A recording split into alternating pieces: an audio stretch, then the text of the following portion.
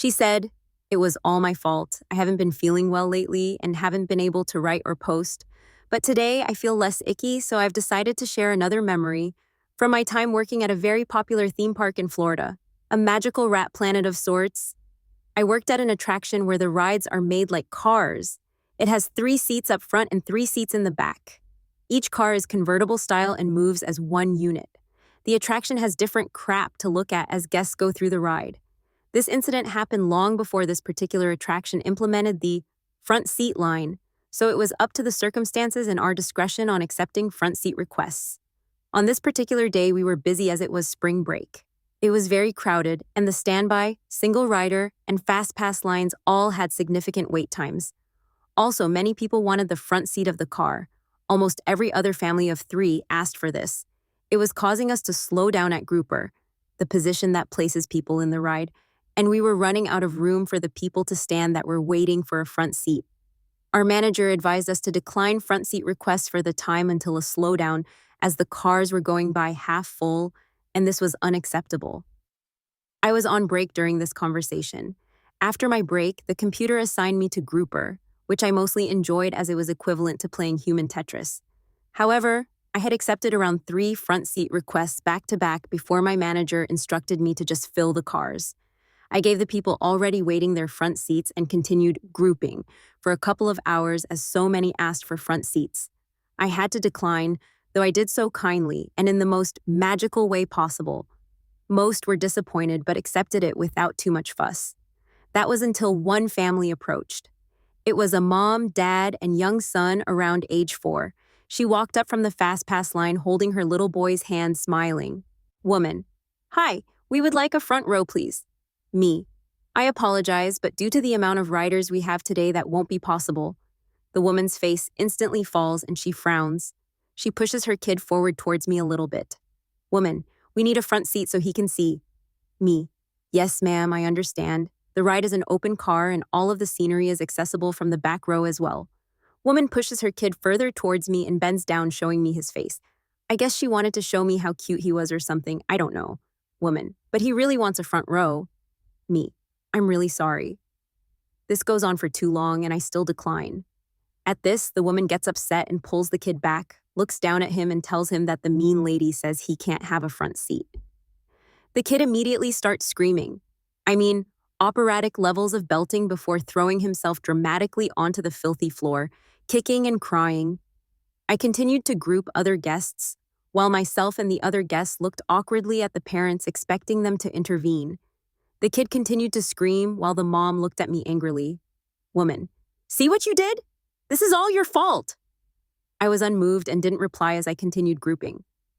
The woman demanded that I give them the front seat now that I had upset her son and he was throwing a fit. I just looked at him briefly on the floor, ignored her, and continued grouping until my friend came over with my bump out slip. He asked what was happening and I gave him a quick rundown of events. He continued grouping while the kid screamed on the floor. I went home with zero cares because tantrums from children or adults have never and will never result in me positively reinforcing or pacifying that behavior. Story 2. New Year's party incident. It was the final hours of the year, and my early 20s energy was at its peak. My friends and I had scraped together what little money we had for tickets to this supposedly lavish New Year's Eve party. All you can eat and drink was too tempting to pass up. Drink after drink appeared in our hands. We toasted to everything: the old year, the new year, our friendship, the bartender's excellent pour, the shape of the ice cubes. The room started to spin a little, but in the most pleasant way. Our laughter grew louder, our dance moves more enthusiastic. Then came the tap on my shoulder. "I think you and your friends have had enough," said a stern-faced event organizer. "We're going to have to ask you to leave." "But we haven't even eaten yet," I protested, gesturing dramatically toward the untouched buffet. The man's expression didn't change. "That's unfortunate. Please exit through the front." As we stumbled out into the cold night air, the bass from inside still pulsing through the walls, my friend had an idea. He ran to his car, turned the key, and cranked his speakers to maximum volume. What happened next was pure magic. There we were, 5 20-somethings, slightly intoxicated, dancing wildly on the sidewalk to his eclectic playlist. Passers-by stopped to watch, some even joining our impromptu celebration. Our exile had transformed into something better than the party we'd been kicked out of. About an hour into our sidewalk festivities, a side door opened. An older man in a chef's coat stood there, watching us with an amused smile. "You are the ones they kicked out, yes?" he asked with a heavy accent. We nodded, suddenly aware of how ridiculous we must have looked. "But you have not eaten?" More nodding. He waved us over. Come, come. Through the kitchen. Quick, before they see." We followed him through the back entrance, through a bustling kitchen, where other staff members winked at us knowingly. He led us to a small room with a table that was soon covered with plates of food, dishes that weren't even on the event menu, tender cuts of meat, seafood that melted in your mouth, desserts that looked too beautiful to eat. "My restaurant," he said proudly. "They rent only the front. This is my kitchen, my rules." We ate like royalty, the chef occasionally bringing something new for us to try. "For the young people who know how to make their own celebration," he would say. When midnight struck, we toasted with glasses of water and thanked our unlikely savior. His kindness to 5 strangers had turned a potential disaster into one of the most memorable New Year's Eves of my life. Sometimes I think about that night, how being kicked out led to something far more authentic than what we'd paid for. That night taught me that celebration isn't about the venue or the fancy drinks. It's about who you're with and your willingness to find joy. Story 3. Is this relationship even worth it? So, I've been in a messy situation for a while and I need some outside opinions. I have a girlfriend. Well, kind of. There's another guy in the picture. He's in a long-distance relationship with her and financially supports her, while I'm the one who's physically here.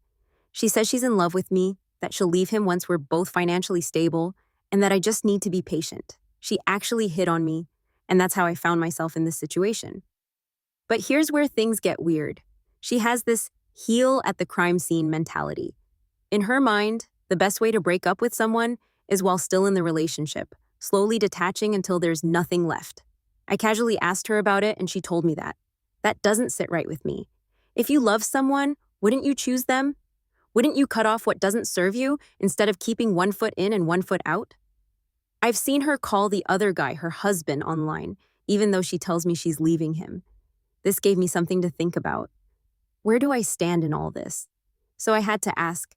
When I confronted her about it, she brushed me off, saying I was just being uncertain. Fast forward a week later, I found out she was flirting with like 2 other guys. One was her daughter, and mind you, he's married. Anyway, asking her about it, she told me I was so uncertain with her and she had to look for other options. Oh boy. I get that life isn't always black and white. I get that financial stability matters, but at what point am I just a placeholder in her transition plan? A part of me thinks I should walk away, but another part of me feels like I owe it to myself to see how this plays out. Am I being naive? Or is this as messed up as it feels? I hope you enjoyed these Reddit stories. Remember to like and subscribe and come back for more.